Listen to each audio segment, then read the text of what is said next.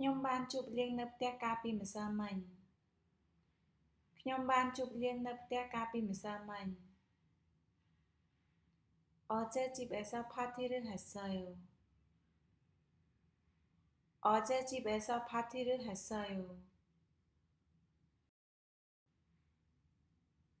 mất chỉ tràn bàn mộc mất chỉ tràn bàn mộc 친구들이 많이 왔어요.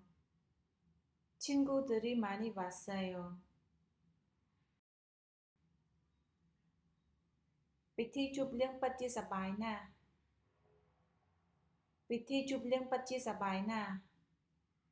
파티가 정말 재미있었어요. 파티가 정말 재미있었어요. ខ្ញុំបានបញ្ចប់ការសិក្សាកាលពី1ឆ្នាំមុនខ្ញុំបានបញ្ចប់ការសិក្សាកាលពី1ឆ្នាំមុន 1년 전에 학교 공부가 끝났어요. 1년 전에 학교 공부가 끝났어요.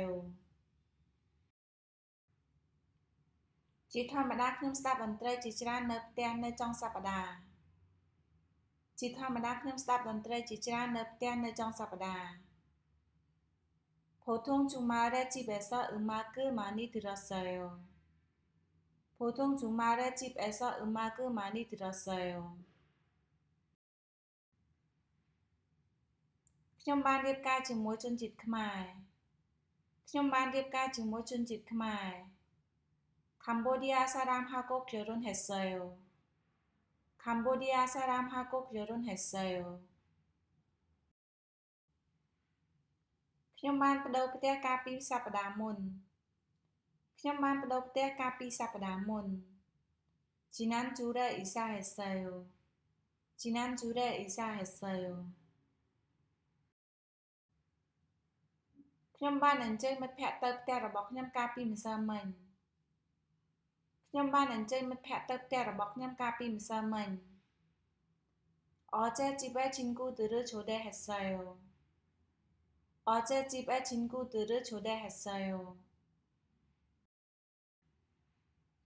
មិត្តរបស់ខ្ញុំបានមកនៅម៉ោង7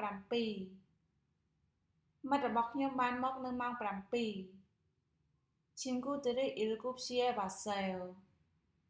친구들이 7시에 왔어요.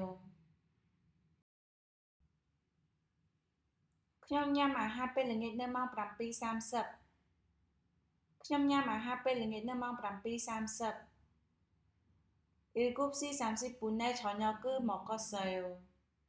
7시 30분에 저녁을 먹었어요. អាហារពេលល្ងាចបានបញ្ចប់នៅម៉ោង 9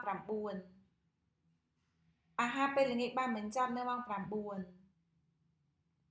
9시 저녁 식사가 끝났어요. 9시 저녁 식사가 끝났어요. បន្ទាប់មកខ្ញុំបានច្រៀង그 다음에 노래했어요. 그 다음에 노래했어요. យើងរាំនឹងនិយាយគ្នាជាច្រើន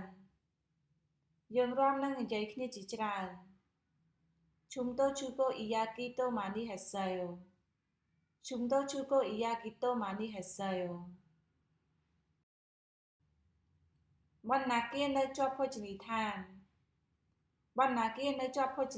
ន 서점이 식당 옆에 있어요. 서점이 식당 옆에 있어요. ខ្ញុំនឹងទៅឧទ្យានដើម្បីដើរលេង